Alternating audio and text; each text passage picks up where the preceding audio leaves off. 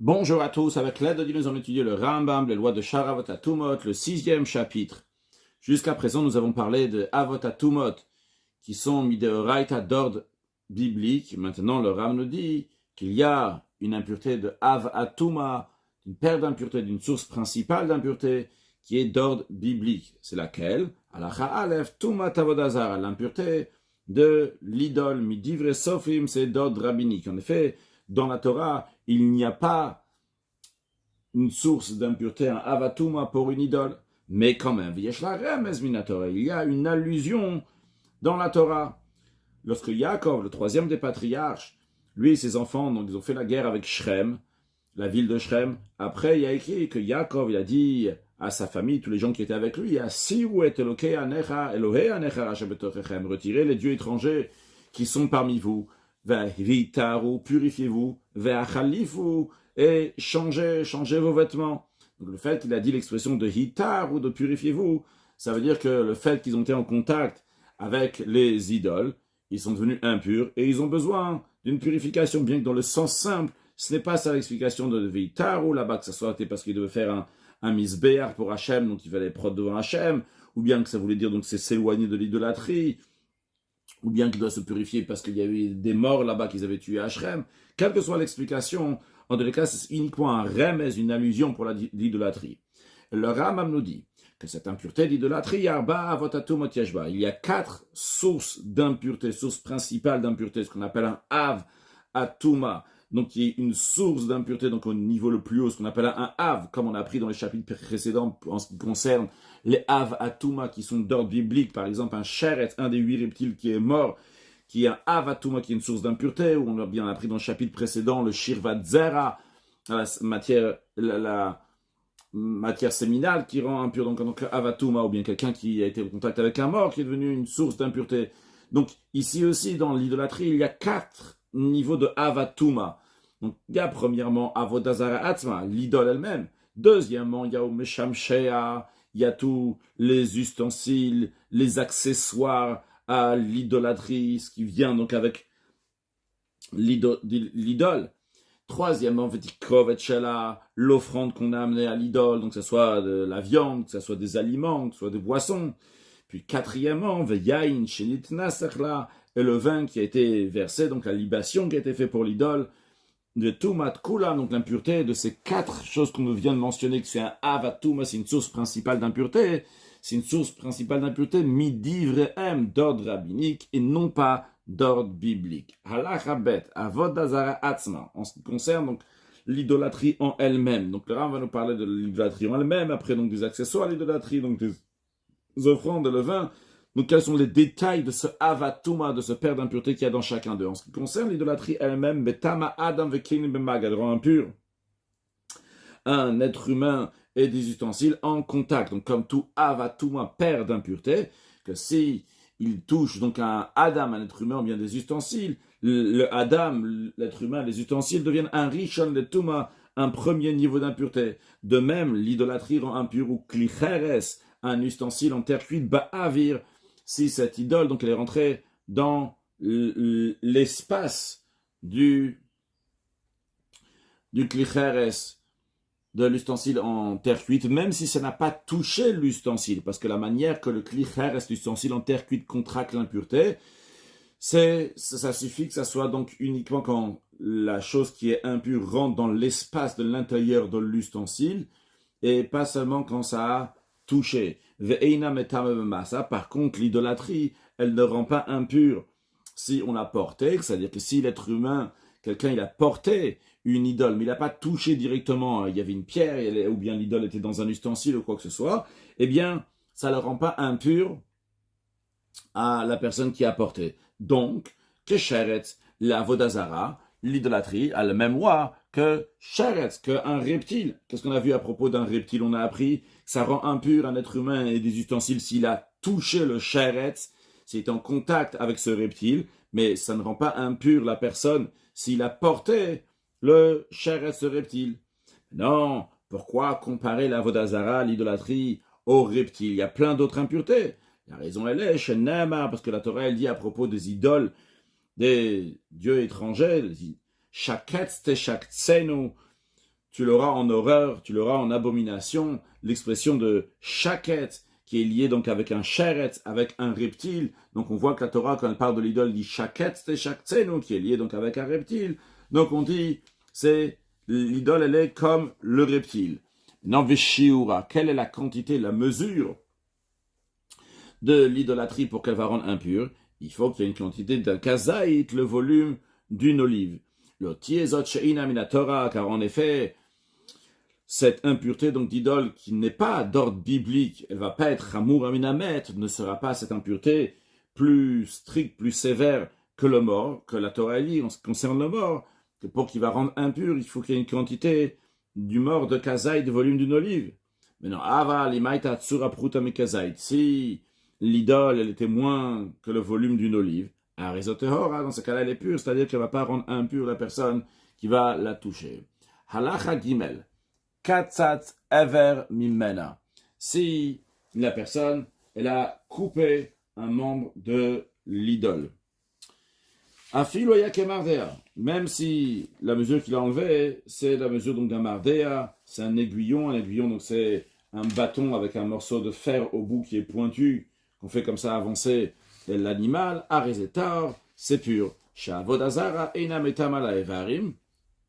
Car l'idolâtrie, l'idole, elle ne rend pas impur si c'est des membres de l'idole. Donc lorsque il a pris ce grand membre-là, même si c'est un membre qui est grand, cet aiguillon, donc c'est quelque chose qui est grand, eh bien quand même ça ne rend pas impur. Et la tsura kula cheishlema, qu'est-ce qui rend impur? Uniquement toute la forme de l'idole lorsqu'elle est entière. Shen Nehemar, d'où les sages sont appuyés pour dire ça. Ils ont appris ça du verset qui dit Tizrem kemodav, à propos de l'idolâtrie. Dans les temps futurs, lorsque Mashiach va venir, le peuple juif donc va repousser l'idole, Tizrem, il va l'éparpiller, la jeter très très loin, comme une dava, comme une femme qui est nida, donc qui est totalement séparée de son mari. La même chose aussi, le peuple juif sera totalement séparé de l'idolâtrie lorsque Mashiach va venir. Ma dava inametama evarim. Et donc maintenant, ce qui concerne quel rapport maintenant avec cette femme-là qui est nida?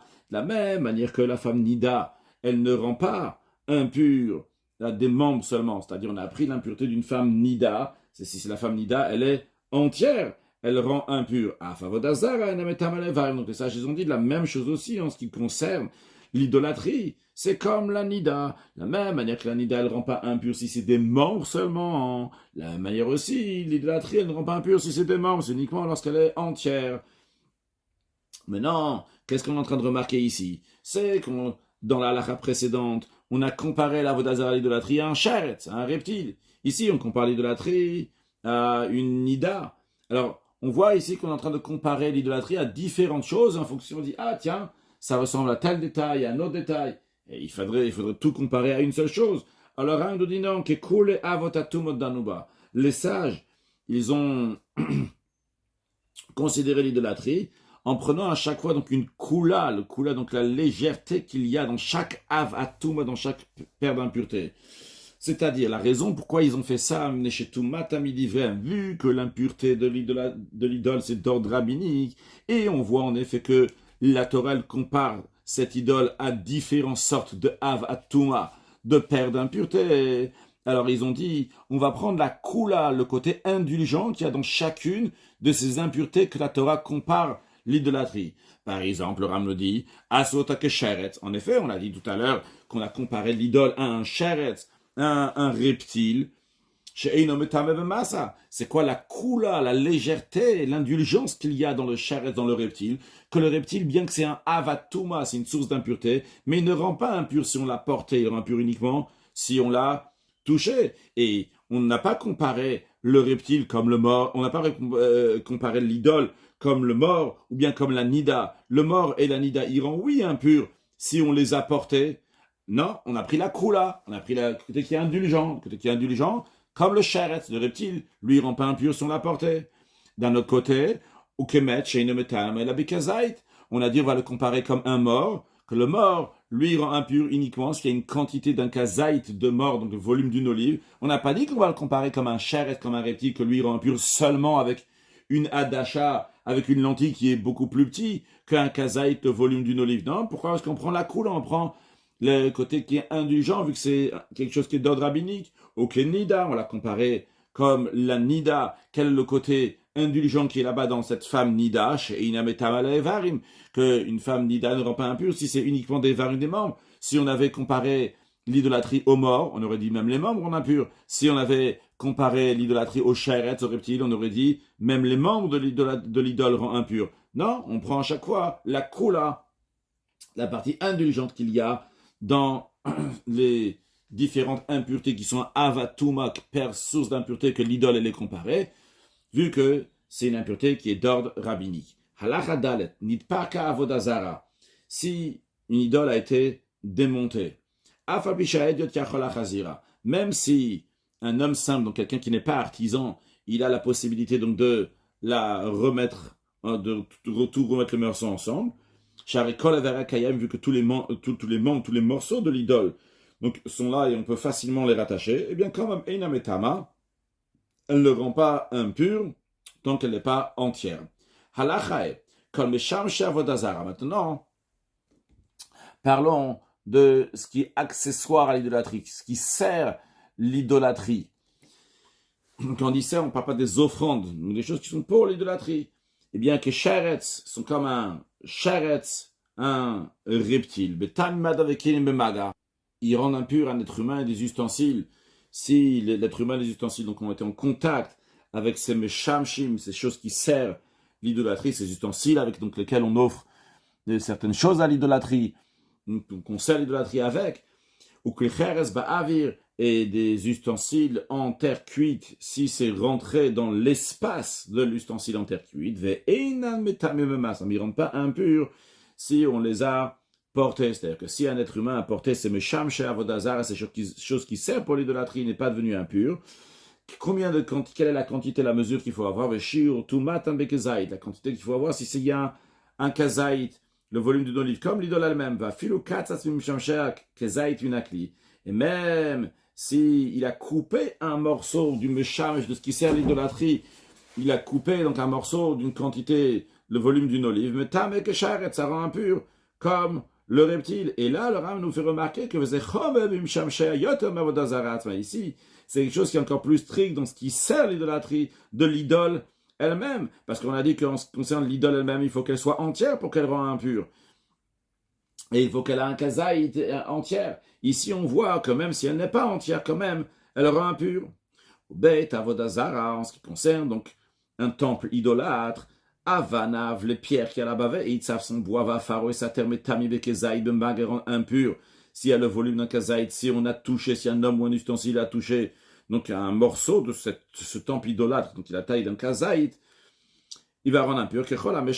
Comme toutes les choses qui servent à l'idolâtrie, parce que ça aussi, donc le temple idolâtre sert donc, pour l'idolâtrie. Allah Chava,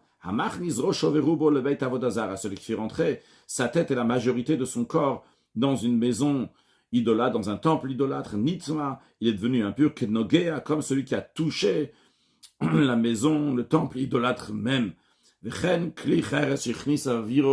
bet avodazara, de même, un ustensile en argile qui a été en terre cuite, donc qu'il a fait rentrer l'air. Ce qu'on dit l'air, il a fait rentrer l'ustensile sans faire toucher donc les parois de ce temple idolâtre. Mais il a fait rentrer juste dans ce temple idolâtre là. Il y a l'air de l'ustensile, l'ustensile est ouvert, donc il y a l'air de l'idolâtrie qui rentre là-bas. Nitma, bien l'ustensile en terre cuite est devenu impur. Ça, si quelqu'un il prend des bancs et des sièges et il les fait rentrer dans le temple idolâtre, il n'a pas fait encore entièrement rentrer chez Nizruban, le Bet Avodazar, mais il y a la majorité de ces bancs et de ces sièges qu'il a fait rentrer dans le temple idolâtre, mais ils sont devenus impurs, vu que la majorité là-bas, c'est comme si il était entièrement là-bas, comme on a vu au début de la en ce qui concerne un être humain qu'il a fait rentrer Rosh Overubo, sa tête et la majorité de son corps.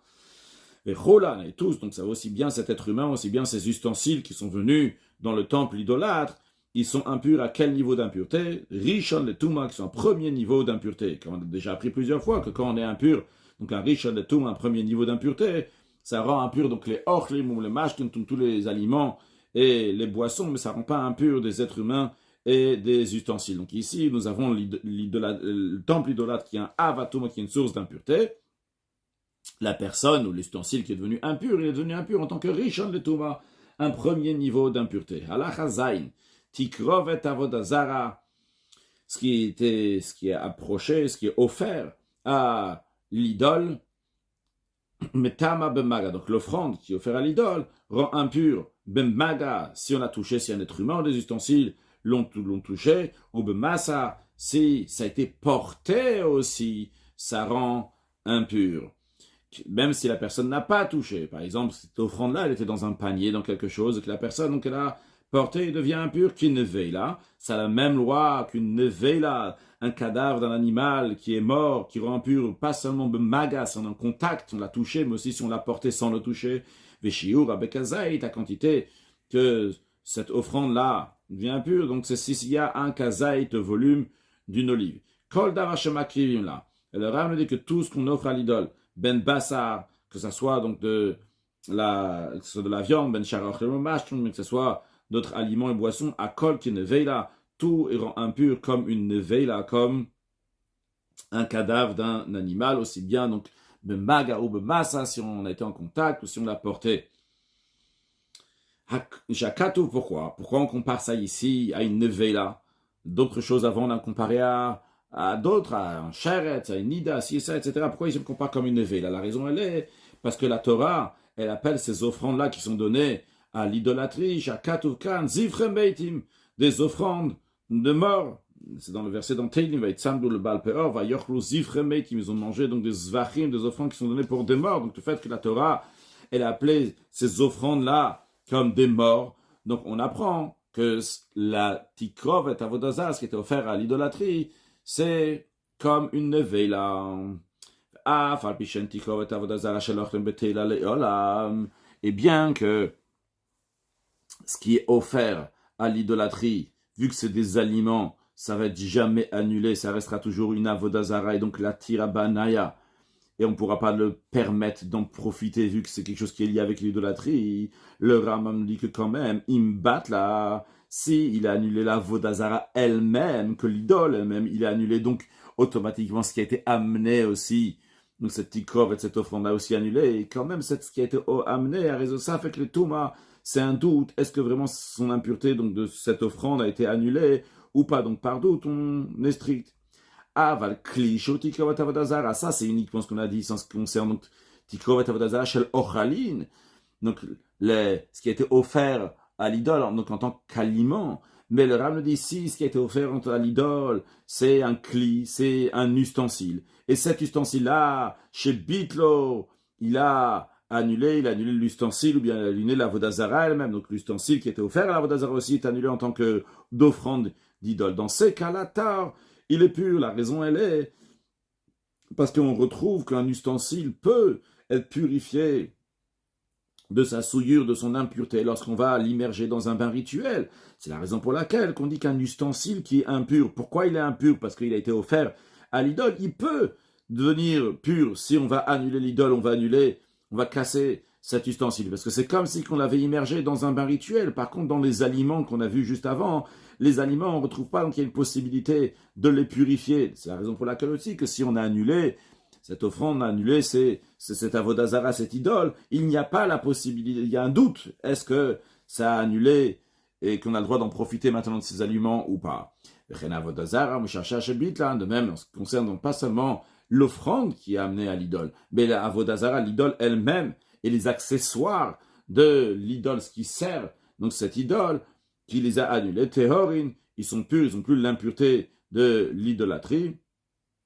Le chidouche ici, il est que même si c'était une idole de nourriture, par exemple, qui s'est prosternée à du pain, et même dans un tel cas, le fait qu'il est annulé, eh bien l'interdiction qu'on avait d'en profiter jusqu'à présent s'annule. Halachachet, yain shenitna sech lavodazara, du vin qui a été versé à l'idole, mais tame adam vekinim bemaga, rend pur un être humain et des ustensiles, bemaga par le contact. Donc si un être humain, des ustensiles ont touché ce vin-là, ils sont devenus impurs. Ou que les cheres ba'avir, ça rend impur aussi un ustensile en terre cuite, si ce vin-là, il est rentré dans l'espace intérieur de l'ustensile en terre cuite. Ou metame adam bemassa, ça rend impur un être humain bemassa s'il a porté, qui ne veille là, comme la neveila, le cadavre d'un animal qui rend impur un être humain des ustensiles s'ils l'ont touché, et si l'être humain l'a porté, vetumato, la quantité qu'il faut qu'il y ait dans ce vin-là pour qu'il va rendre impur ce bekezait, il y a le volume d'une olive. Donc, quelle est la raison que ici, les sages ont comparé ce vin à la neveila, pourquoi n'ont pas considéré quelque chose d'autre, on va dire qu'il ne va pas rendre impur de massa si un être humain l'a porté. La raison, elle est, Shenema, parce que la Torah dit, il parle là-bas donc des idoles, qu'ils mangent, entre guillemets, le chelev, les graisses des offrandes qu'on leur offre. Et il y a écrit dans la suite, Yishtu, Yein, ils vont boire le vin qu'on leur a versé. Qu'est-ce qu'on voit ici? On voit que dans le même verset, la Torah elle a comparé à Yein Nesicham, le vin qu'on leur verse, comme les graisses, comme qu'on a offert en sacrifice. De la même manière que les graisses qu'on a offert en sacrifice, ça rend impur comment bemaga ou bemassa, comme on a appris avant dans la Chazaïm, que c'est zifrem beitim, donc c'est des offrandes donc de mort, et ça rend impur comme une neveila, un cadavre d'un animal, qui rend impur aussi bien si on l'a touché, aussi bien si on l'a porté, et de la même manière aussi en ce qui concerne le vin qui a été versé, ça rend impur pas seulement si on l'a touché, mais aussi si on l'a porté. Et le Rambam nous dit que qu'est-ce qui rend, qui fait cette impureté-là? Uniquement du vin qui a été versé à l'idole, et la yain shenit naser bayad, du vin qui a été versé à la main. Quand on dit qu'il a été versé à la main, c'est-à-dire que c'est clair que ça a été versé l'ifna vodazar à l'idole. Alors, stam yeinam shel goyim, ce qu'on appelle stam yeinam, ça. Stam du vin, juste du vin comme ça, donc d'un non-juif qu'on ne sait pas si il a versé à l'idole. Bien que les sages, ils ont interdit que ce vin-là va être, qu'on va profiter de ce vin-là. Mais quand même, metam et tumakala, quand même ce vin-là rend impur une impureté, mais qui est légère, non pas l'impureté d'un vin qui a été versé à l'idole, qui est un avatuma, qui est une source d'impureté, et qu'en conséquence, donc il va rendre impur un être humain ou des ustensiles qui vont le toucher, ou bien un être humain qui va le porter. Mais ce vin-là va être un vladatum, va être un dérivé de l'impureté, donc en autre mot un rishon, le tuma, et donc il rendra impur uniquement des aliments et des boissons, que ces aliments et les boissons qui touchent deviendront un sheni le tuma, un deuxième niveau d'impureté. Et dans ce cas-là, en vérité, ça va rendre impur même des ustensiles qui shakol mashkin tmeim, comme tous les autres boissons qui sont impures, qui sont un vladatum, un dérivé d'impureté, et qui rend impur ochlim ou mashkim, donc des aliments et des boissons. Et je rajoute ici quelque chose que je ne pense pas qu'on a souligné dans le passé, peut-être que oui, que ça rend impur aussi des kelim, on va l'apprendre plus tard.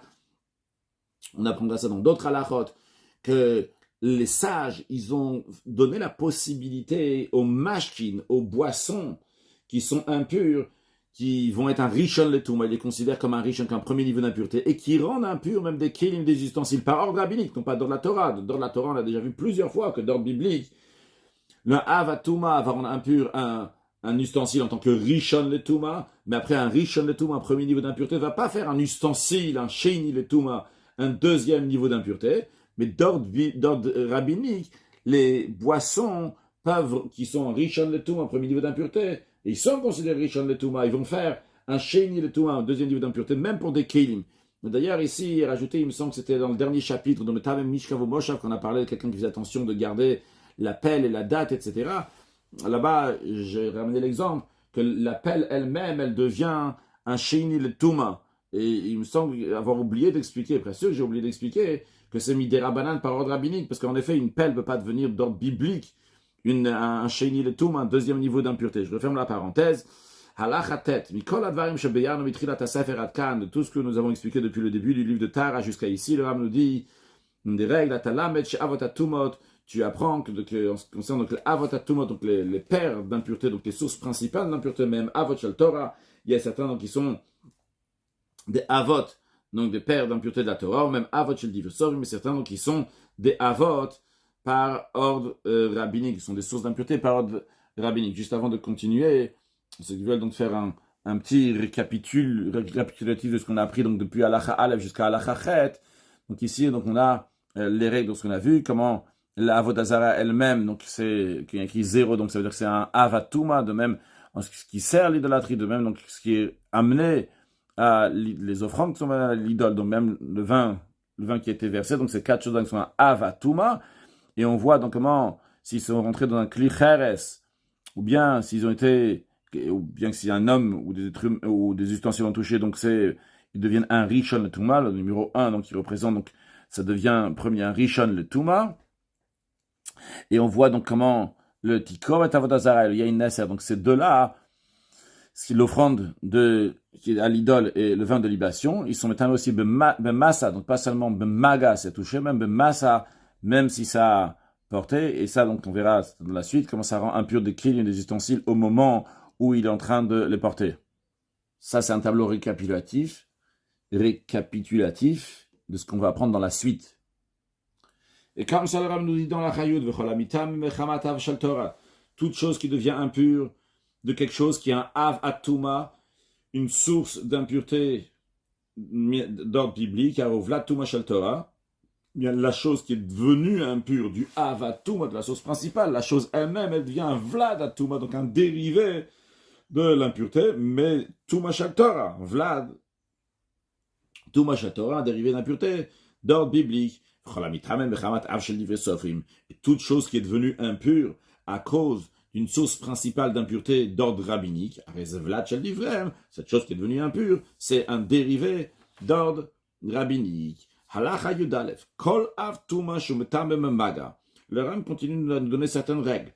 Toute source principale d'impureté qui rend impure par le contact, mais qui ne rend pas impure si on l'a porté sans le toucher. Ben Afshal Torah, que ce soit une source principale d'impureté de la Torah, comme par exemple le Sheretz, des 8 reptiles qu'on a appris dans les chapitres précédents, le Shirvat Zera, ou bien la matière séminale qu'on a appris dans le chapitre précédent, Ben Afshel Divre Sofim, ou bien que ce soit une source principale d'ordre rabbinique, comme par exemple vient d'apprendre la Avodazara, l'idolâtrie, eh bien, cela donc qui rend impur uniquement par le contact et non pas si on les a portés, eh bien, Adam Anogeabo, quelqu'un qui touche cette source principale d'impureté, encore une fois que ce soit d'ordre biblique ou d'ordre rabbinique, et il ne rend pas impur les vêtements, c'est le vêtement sur lequel il est habillé, ou bien les vêtements qu'il est en train de toucher, ou les ustensiles qu'il est en train de toucher, il ne les rend pas impurs Bishat Magao au moment, Bishat Magao au moment où il est en train de les toucher. Velo Adam velo Klicheres, il rend pas impur non plus un être humain ni des ustensiles en terre cuite. Afal Pishada il peresh metamav, même s'il n'est pas encore séparé des choses qui le rendent impur. C'est-à-dire il est en train de toucher par exemple le sheretz de reptile au même moment, il a des vêtements sur lui au même moment, il est en train de toucher d'autres ustensiles ou un autre être humain, il ne les rend pas impurs. Vareu achash peresh metamav. Donc que ce soit après qui s'est déjà séparé de ce qui le rend impur. Par exemple, il a déjà lâché le sheretz, il n'est pas en train de toucher ce reptile, le kodem sheyifosh, ou bien même quand il est en train de toucher le reptile, cette personne-là, elle est un vlad, il est un dérivé de l'impureté. Donc, j'ai donné l'exemple du reptile qui est un avatuma, une source principale d'impureté d'ordre biblique. Ça peut être aussi la même chose que l'on est en train de dire aussi. C'est pour, s'il est en train de toucher un avatuma, une source principale d'impureté d'ordre rabbinique, qui rend impur uniquement maga par le contact, et en même temps il est en train de toucher, il a des vêtements sur lui, il est en train de toucher des ustensiles ou d'autres vêtements, eh bien, cette personne-là, tout ce qu'elle peut faire, c'est rendre impur des aliments, mais ne pourra pas rendre impur un autre être humain ou bien des ustensiles, et quand il va toucher donc ces aliments, il va faire que ces aliments-là vont être impurs à un niveau d'impureté qui s'appelle un deuxième niveau d'impureté, parce qu'encore une fois, il a touché une source principale, donc lui-même, il est devenu un niveau 1, Rishon le Touma, et après l'aliment qui touche, il devient un Sheini le Touma, des Shehu Rishon, parce que lui-même, cet être humain, il est Rishon, le premier niveau d'impureté. Halacha Yudbet, Vechol Av Touma Shometame Bemaga Masam. Par contre, le Ram nous dit, lorsqu'il s'agit d'une source principale d'impureté, qui rend impur pas seulement par le contact, mais qui rend impur aussi, ben massa, si on a porté l'impureté sans la toucher. Ben Afshal Torah, que ça soit une source principale d'impureté de la Torah, comme par exemple le mort, qui rend impur aussi bien si on l'a touché en contact, et aussi bien si on l'a porté sans le toucher, ou bien un lépreux, qui est aussi une source d'impureté de la Torah, qui rend impur aussi bien si on l'a touché ou si on l'a porté. Ben Afshal Divrei, mais c'est une source principale d'ordre rabbinique, comme par exemple de la terre dans Beth Apras. On avait appris Beth Apras, dans un endroit dans lequel il y a un mort qui était enterré, que la terre elle a été labourée là-bas. Donc cette terre-là, donc elle rend impure d'ordre rabbinique, ou bien la terre des nations, donc en dehors d'Eretz Israël, la terre aussi là-bas rend impur, ou bien le Goy, etc. Adam Anogeabo, donc eux, ils rendent impurs aussi bien si on touche, aussi bien si on porte. Eh bien, la halakha, elle est dans cela, que quand quelqu'un il est en train de toucher cette source principale d'impureté, Oanoso, ou bien qu'il est en train de le porter, mais Tame Begadim, il rend impur ses vêtements. Quand on dit ses vêtements, encore une fois, c'est-à-dire les vêtements qu'il a sur lui, ou bien les vêtements qu'il est en train de toucher, ou bien les ustensiles qu'il est en train de toucher à cet instant-là, qu'il est en train de toucher le source d'impureté, ou bien qu'il est en train de porter la source d'impureté. Il rend impur les vêtements Bishat Magao, Bishat Nesiyato, aussi bien au moment où il est en train de toucher, et aussi bien au moment où il est en train de les porter. À quel niveau d'impureté il transmet à ses vêtements ou à ses ustensiles-là, il les rend eux aussi, comme lui est en train de devenir un Rishon Letuma, un premier niveau d'impureté.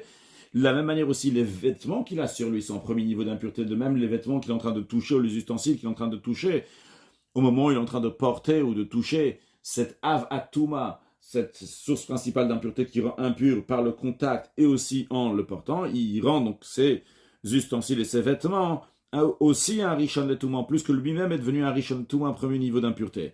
De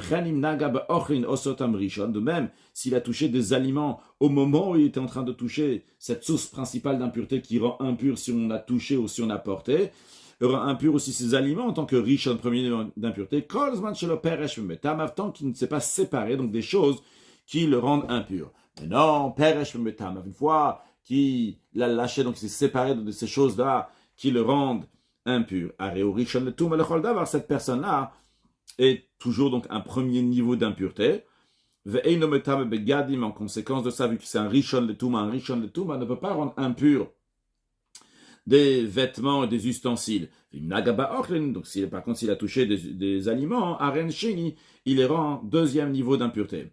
Maintenant, le Rav nous dit, il cède qu'on vient de dire que toute chose qui rend impure par le contact ou que si on a porté, si à ce moment-là, la personne qui a porté ou qui a touché est en train de toucher des vêtements ou de porter des ustensiles, il touchait des vêtements ou il touchait des ustensiles, il les a rendus impurs aussi en tant que riches. Attention, on va mettre variablement une cas s'applique. Il y a une exception, même deux exceptions qu'on a déjà appris dans le passé. C'est Bishar Kol Avot, c'est dans toutes donc les sources principales d'impureté qui rendent impurs en portant Chutz Mina Nevei Lava Merkav, à l'expression du cadavre et du Merkav. Le cadavre, donc c'est le cadavre d'un animal qui est mort, qui rend impur aussi bien Bemaga, si on l'a touché, aussi bien Bemassa, si on l'a porté. Et le Merkav, c'est les choses sur lesquelles on peut chevaucher. C'est partie donc des choses de Mishkav ou Moshav. C'est pas tous les Mishkav ou Moshav, c'est pas tous les sièges et les couches donc sur lesquels vont se mettre le Zav Anida Yoled, et ceux qui rendent impur la couche et le siège s'ils sont mis au-dessus. C'est le Merkav, donc c'est un détail dans le Mishkav et Moshav, donc c'est le Merkav des choses donc on peut chevaucher dessus. Qu'on avait appris que Vanenveil avait un Merkav, qu'en ce qui concerne donc le cadavre et le Merkav, les choses sur lesquelles on peut chevaucher, s'asseoir dessus, c'est bien qu'ils rendent impur par le contact, et aussi si on les a portés, ils rendent impurs, mais quand même, celui qui touche ne rend pas impur les vêtements au moment où il est en train de toucher. Et s'il a touché des aliments au moment où il est en train de toucher ce cadavre, ou bien ce merkav, les aliments ne sont pas un rishon letuma, un premier niveau d'impureté, mais un deuxième niveau d'impureté. Et celui qui a porté ce cadavre, qui a porté ce merkav, dans le cas où il est en train de porter, là, il rend impur les vêtements qu'il a sur lui, ou bien les ustensiles qu'il est en train de toucher au moment où il est en train de porter. Et s'il a touché des aliments avant de s'être séparé donc, de sa source d'impureté, donc en l'occurrence donc cette nevei-là, ce cadavre ou bien ce merkav, ils sont une source principale, ils sont un premier niveau d'impureté, non pas un sheni letuma, comme on a déjà expliqué, que celui qui porte, donc il rend impur les vêtements et les autres ustensiles qui touchent. Par contre, celui qui est en train de toucher ne rend pas impur ses vêtements et les ustensiles. C'est ce que le Rambam est en train de... La distinction que le Rambam est en train de faire, c'est ce qu'on a déjà appris dans le passé en ce qui concerne la nevei, le cadavre et le merkav, que lorsqu'on est en train, il y a une différence si on est en train de les toucher, en train de les porter. Si quelqu'un est en train de les toucher, eh bien, il ne rend pas impur les vêtements. Par contre, il rend pas impur donc, le vêtement, et donc ni Rishon ni Sheni le Touma, parce que le vêtement ne les rend pas Sheni le Touma, c'est comme des ustensiles. Ben, s'il va toucher des aliments à ce moment-là, donc il rendra Sheni, parce que c'est comme c'est qu'il avait déjà, s'il a déjà quitté, il s'est déjà séparé, il ne touchait plus cette Neveila ou ce Merkav. Par contre, s'il est en train de porter la Neveila ou le Merkav, eh bien à ce moment-là, s'il touche des ustensiles, il les rend Rishon le Touma, premier niveau d'impureté, de même s'il touche des aliments, ces moments-là, il les rend Rishon le Touma, mais uniquement lorsqu'il est en train de les porter. Donc ça, c'est un chidouche, une particularité qu'il y a dans la Neveila et dans le Merkav, contrairement aux autres sources principales d'impureté qui rendent impurs si on les a portés, que même quand on est en train de les toucher, on rend impurs les vêtements, les ustensiles, les aliments, tout qui deviennent un Rishon le Touma. Par contre, dans la Neveila, le Merkav, encore une fois, je répète que ça ne va pas rendre impurs les vêtements, ni les vêtements en tant que Rishon le Touma, et les aliments, si vous les toucher, seront seulement Sheni. Halacha Yud Gimel, Mei Chatat, les eaux d'aspersion, donc les eaux qui sont utilisées pour purifier une personne qui a été en contact avec le mort. On prend des cendres de la vache rousse, on met donc dans d'eau de source, ça s'appelle le Mei Chatat, les eaux d'aspersion. Chez Yeshbem Kedeazaya, il y a la quantité de quoi asperger. Donc on a déjà appris dans les lois de Paradouma, c'est de quoi pouvoir tremper l'extrémité donc de Givolim, qu'on va après avec ça, l'hysope avec lequel on va asperger sur la personne. Donc il y a de quoi asperger. Fapishen Kenvelo Merkav, bien que aussi sont considérés comme le cadavre et comme le Merkav, la chose sur laquelle on s'assoit, que ça rend impur uniquement celui qui va les porter, mais celui qui les touche, au moment qu'il les touche, il ne rend pas impur les vêtements et les ustensiles, mais quand même, c'est pour une autre raison, celui qui touche va rendre impur les vêtements au moment où il est en train de toucher, parce qu'en vérité, ça qu'il est en train de toucher, c'est pas vraiment toucher, c'est Mishum Nose, il est en train de porter. Pourquoi? Quand il est en train de toucher l'eau, c'est pas possible qu'il la touche le Yassitotan sans faire bouger l'eau. Et alors s'il fait bouger l'eau, a priori il n'est pas en train de porter. Il est oui en train de porter. Pourquoi? Parce que Gvar Be'an, on a déjà expliqué dans les lois de Tumat Met, que celui qui porte ou bien celui qui bouge, qui fait bouger, qui secoue, c'est exactement la même chose. Donc cette personne, alors, s'il est en train de toucher l'eau, il a bougé l'eau. S'il a bougé l'eau, c'est comme s'il avait porté l'eau. Donc s'il a porté l'eau, c'est le zola, donc impur. Bemba, ça aussi, si on les a portés. Donc si, au moment, il a touché, il a porté. S'il a porté, donc il a rendu impur aussi les ustensiles, les vêtements qu'il a sur lui, les vêtements qu'il touche, les ustensiles qu'il touche.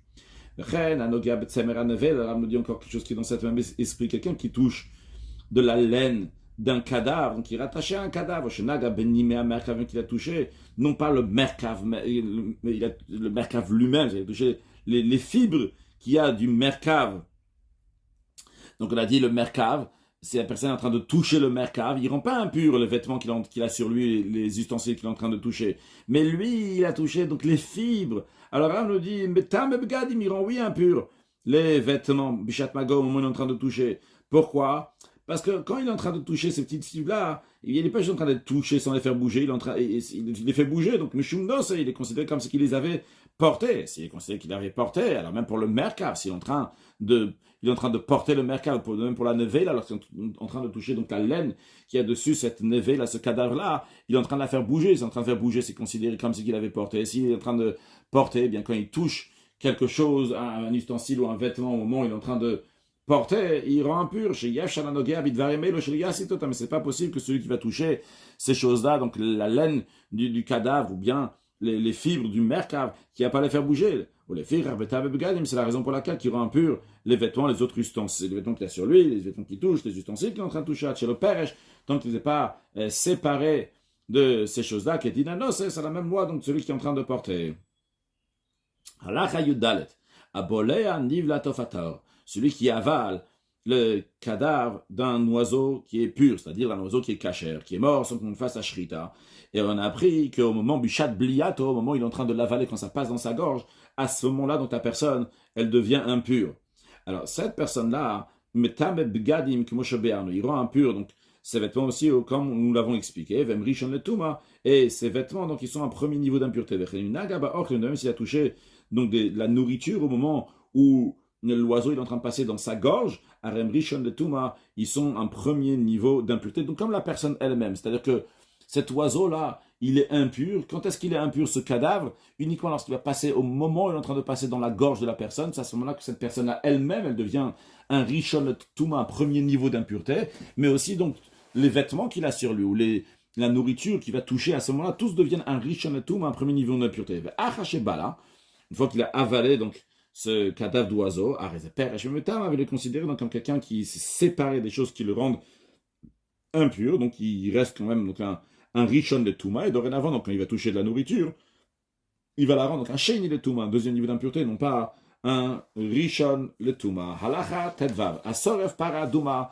celui qui brûle la vache rousse, donc le Kohen qui s'occupe de cette procédure-là, ou Sirim Anisrafim, et le Kohen qui s'occupe de faire brûler donc certains boucs qui doivent être brûlés, qui ne sont pas offerts donc sur l'autel à l'intérieur du temple, mais c'est brûlé dans un endroit qui s'appelle le Bet Hadeshen, Vamshalech, Hasair la Zazel, et celui qui amène le bouc le jour de Kippour au Azazel, donc à une montagne rocailleuse, bien que tous ces gens-là, que ce soit celui qui brûle la vache ou que ce soit celui qui s'occupe donc des boucs qui sont brûlés, ou bien que ce soit celui qui amène le bouc au Azazel, tout cela y rend impur leurs vêtements et les ustensiles qui touchent au moment où ils sont en train de faire leur mission, comme on l'a expliqué dans le loi de Paradouma. Mais quand même, il y a quelque chose de particulier qui est différent dans ça, que s'ils ont touché des aliments afil ou bichat massa, même au moment où ils sont en train de faire ça, arem sheni le touma, ces aliments-là ne seront pas un rishon le touma, seront un sheni le touma, un deuxième niveau d'impureté.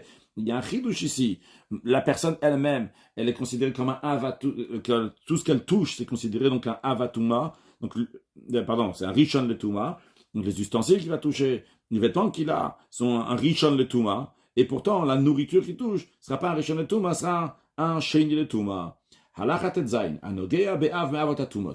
Celui qui touche une source principale, d'une des sources principales d'impureté. Où est-ce que se trouve cette source principale d'impureté? Dans un migvé, dans un bain rituel.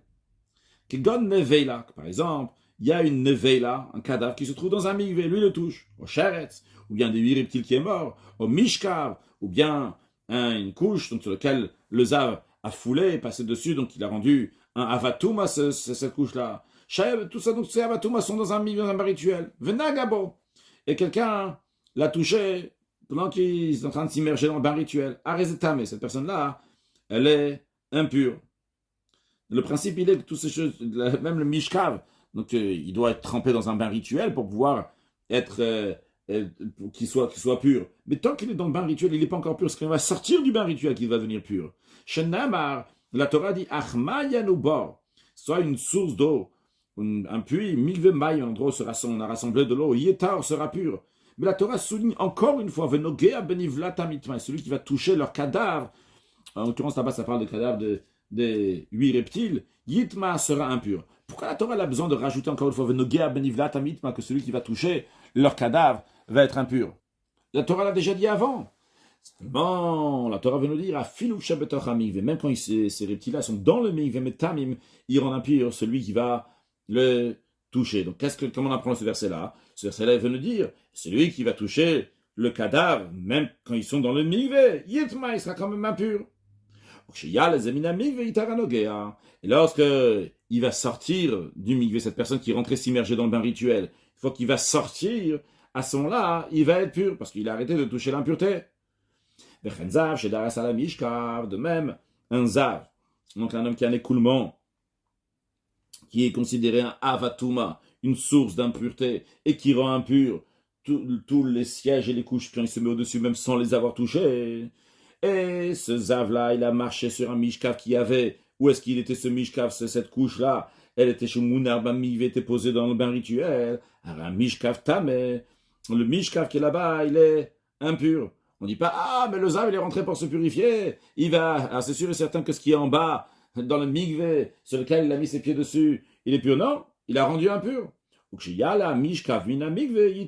Lorsque le mishkav va sortir du mikvé, il va remonter du bain rituel à ce moment-là, il va être pur. J'avais altalot dvila, parce qu'en effet, il était dans l'eau, il est ressorti de l'eau, donc il a eu une dvila. Il s'est trempé dans le bain rituel. Et tremper, c'est pas que le trempage qui rend pur. Il faut ressortir après, à ce moment-là, donc il est pur. Et le Rav nous dit que cet homme-là, donc il a touché le mishkav, qui est donc dans le migvé. Imaginons dans le migvé, il y a un couche, un vêtement par exemple, donc sur lequel le zav a foulé dessus, et il y a quelqu'un qui est rentré là-bas. Impashat yado venogea, donc on a dit que s'il a tendu sa main, il a touché. Chutsa migvé, des choses qui sont à l'extérieur du migvé. Cette personne-là, elle est dans le migvé. Elle a touché ce que le zav il a touché, et il a mis sa main à l'extérieur du migvé, et il a touché des vêtements ou des aliments. Il les a rendus impurs, ces vêtements-là. Évidemment que s'il rend impurs des vêtements, c'est sûr et certain aussi qu'il va rendre impurs des aliments et des boissons. Un mot de Chassidut, le Rabbi explique que cette impureté d'Avodah Zara, c'est une impureté donc pour le gavra sur la personne, non pas sur le chelza, sur la chose elle-même. Et la raison pourquoi Kadosh Baruch Hu il fait ça, il donne cette possibilité qu'il y ait avoir une Avodah Zara dans le monde, c'est pour que les Juifs vont montrer qu'il n'y a aucune médecine de Avodah Zara. Et par le Bnei Israël, les Hassir, ils vont enlever donc ce Dieu idolâtre, vu que les Juifs, donc ils ont un plaisir, comme à Kadosh Baruch Hu, il veut que les choses vont se faire, donc par le plaisir de Bnei Israël, que eux vont œuvrer et faire quelque chose. Donc aussi, dans le fait que le Juif va renforcer sa émouna dans Kadosh Baruch Hu, et que les Juifs vont dévoiler leur émouna dans Kadosh Baruch Hu, de manière qu'on la voit dans le monde. Donc Dieu a fait qu'il y a une possibilité qu'il va y avoir une Avodah Zara dans le monde, pour que les Juifs vont devoir travailler, œuvrer, pour dévoiler que c'est un chèque, c'est quelque chose qui n'est pas vrai, comme il n'y a pas de mamachout, il n'y a rien de vrai. Et le Rabbi nous dit que cette idée-là, c'est pas seulement ce qui concerne quelque chose qui est clairement une Avodah Zara, mais c'est n'importe quelle chose, donc une avera, qui est une transgression, que bedak ou de manière raffinée, c'est aussi une manière donc de nier à Kadosh Baruch Hu. Eh bien, toutes ces choses-là, en vérité, ils sont là dans le monde. Pourquoi? Pour que le Juif va dévoiler la harduta mitit, qu'Akadosh Baruch Hu est dans le monde. Et de là, un Juif, donc, il a de quoi apprendre que quand il voit qu'il y a des épreuves dans le monde, il va dire d'où je vais avoir la force donc, de surmonter ça. Et bien, on lui dit que toute l'existence pour Akadosh Baruch Hu, il a fait ça dans le monde, c'est pour que le Juif va dévoiler que Einod Milvado, qu'il n'y a rien d'autre à Akadosh Baruch Hu, et automatiquement, donc tout ce qui est contre Torah Mitzvot va s'annuler totalement. Que Dieu fasse que ce sera déjà avant la venue de Mashiach. À plus forte raison, avec la venue de Mashiach, très prochainement, une excellente journée.